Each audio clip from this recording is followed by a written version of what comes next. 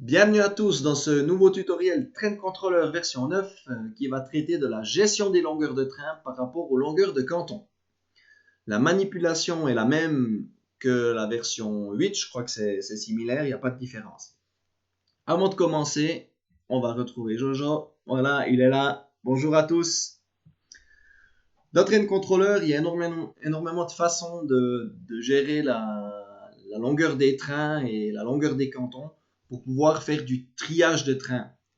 Ce que j'aimerais par exemple, c'est qu'un train ne franchisse pas un canton, n'ose pas rentrer dans un canton dans lequel il ne peut pas être contenu.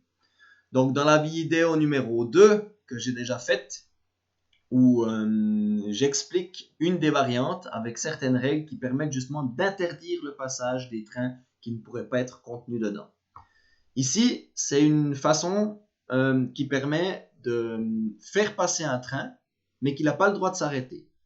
Ça veut dire un train ne pourra passer le canton même s'il est trop long, mais il devra avoir un canton plus loin où il peut rentrer dedans. Ceci pour éviter d'avoir le problème des wagons qui traîneraient sur les aiguillages ou des wagons qui empiètent sur le canton précédent, même si ce n'est pas forcément un problème avec les rétrosignalisations qui sont bien conçues. Donc c'est une des variantes que j'aime bien parce que c'est assez facile à mettre en place. Vous verrez, il n'y a pas grand chose à faire. On n'a pas de groupe de train, on n'a pas de description de train à faire. C'est des tutoriels que je vais peut-être faire plus tard, ce genre de choses, qui amènent aussi une autre complexité, peut-être encore plus de flexibilité. Mais dans un premier temps, on peut faire des choses toutes simples avec quelques paramètres. On voit ici en bas la fenêtre d'édition d'un canton. Dans son onglet général, on a ici un paramètre longueur des trains maximum. Et on pourra ici dire à ce canton quelle est la longueur des trains maximum qui peut aller dessus. Si on met ici par exemple 3 mètres, c'est clair que le canton sera un tout petit peu plus long pour avoir une sécurité, mais on pourra ici définir vraiment la longueur du train maximum. Si on représente ça schématiquement ici en bas, on voit ici notre canton qui ferait 3 mètres. Alors ça ne joue pas avec la configuration, mais c'est juste pour la schématique. Et qu'on a une rame de 4,50 m qui arrive, ben c'est clair, elle ne pourra pas être contenue dans le canton. Donc on aimerait qu'elle puisse passer au travers de ce canton, mais pas s'y arrêter. Le petit problème qu'on pourrait avoir avec la façon de faire de la vidéo numéro 2 de ma chaîne, c'est que si on a toutes nos gares cachées qui sont occupées, puis qu'on a un train long qui arrive et qu'il ne reste plus qu'une voie courte, et le train sera bloqué jusqu'à ce qu'une voie se libère. Donc ça serait bien que même s'il n'a pas de place, qu'il ne puisse pas s'arrêter dans la gare cachée, il puisse la traverser. Et c'est ce qu'on va démontrer ici. J'ai préparé un deuxième petit slide qui va montrer ici la petite maquette, le petit SEO qu'on a créé le long des derniers tutoriels. Je vais expliquer dans l'environnement Train Controller un petit peu ce que j'ai fait. J'ai simplement ici rajouté quelques informations qui permettront un peu de suivre la démonstration plus facilement. Et comme je l'ai dit, on va toucher à quelques règles, notamment celle des longueurs des trains, dans notre trajet. Voilà, pour ceci. Nous voilà dans Train Controller. Comme d'habitude, je vais enlever la webcam. Je vous retrouve tout à l'heure. Donc voici ici notre petit réseau. J'ai simplement mis des balises de texte ici où j'ai créé une gare Saint-Imier pour qu'on parle un peu de quelque chose. Avec une voie 1, une voie 2. Et pour le moment, tous mes cantons ont une longueur de train maximum de 6 mètres. Donc comme je l'ai expliqué dans un des tutoriels précédents, si on a la valeur 0, on ne fait aucun test, Train Controller ne va rien tester. Si on y met une longueur, et à partir de là, on pourra lui donner des règles. Donc ici, comme je l'ai mis, je vais simplement entrer longueur de train maximum de 300 cm, donc 3 mètres. Ma rame rouge qu'on voit ici avec la loco rouge, elle fait 2,25 m. Donc elle pourra passer tout partout sur le réseau, y compris sur les deux voies de gare ici de Saint-Imier, en essayant de privilégier en fait la voie 1 qui est la plus courte. Ma rame avec la loco verte fait en tout 4,30 m, donc elle pourra passer sur toutes les voies de ce côté-ci et la voie 2 sans problème.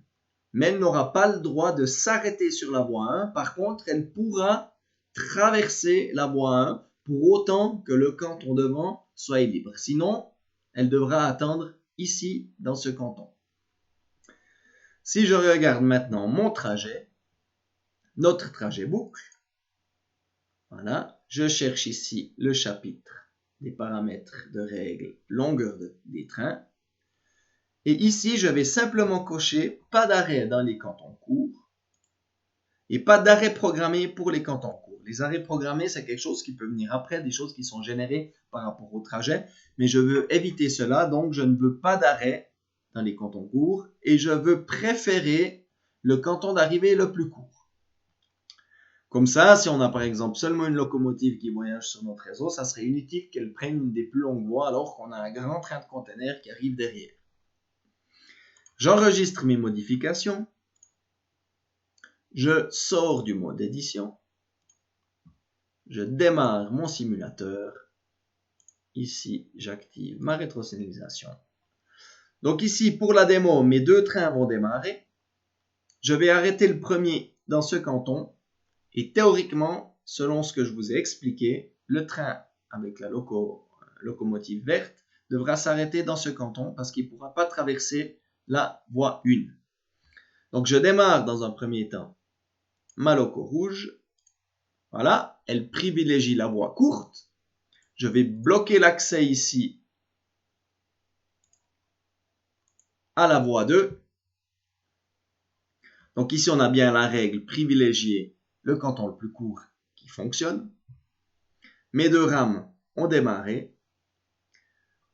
On voit que ici notre rame rouge va s'arrêter et notre rame verte, on voit déjà qu'elle a un signal rouge parce que pour le moment le canton voie 1 ici est occupé, ça c'est clair, mais dès qu'il sera libéré, que le train ici sera arrête, il est libre, mais quand même la locomotive ne peut pas être contenue dans le canton, donc elle n'y va pas.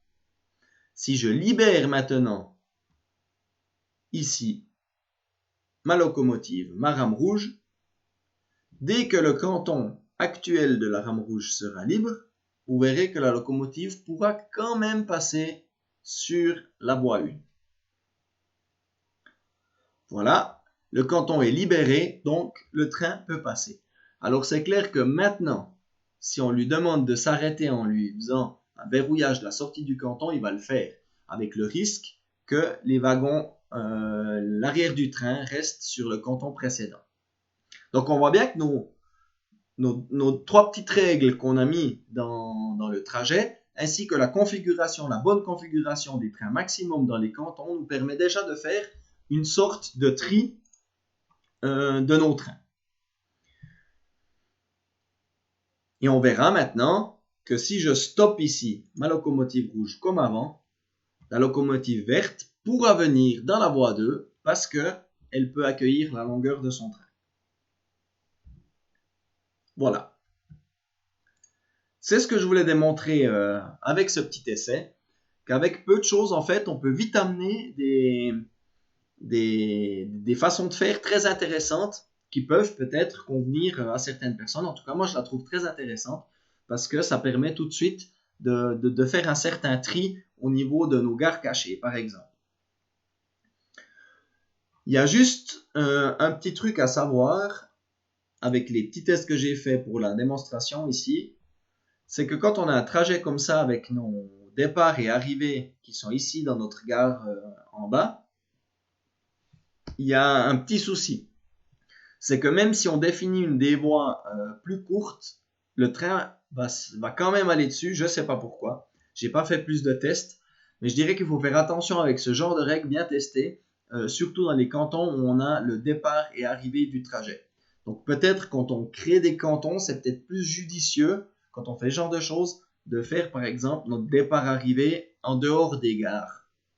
Comme ça permettra d'avoir un canton assez long pour accueillir tous les trains du réseau et de ne pas avoir ce petit problème comme on a là. Mais on a vu que pour la gare du Haut, ça marche très très bien. Voilà, c'est ce que je voulais démontrer avec ce petit tutoriel. Une petite chose très intéressante pour amener de la vie sur la maquette. Donc si vous avez aimé, si ça vous a été utile, n'oubliez pas les petits pouces bleus et abonnez-vous à ma chaîne, ça fait toujours plaisir. Je vous souhaite une bonne journée ou une bonne soirée pour qui c'est le soir et à la prochaine. Bye bye!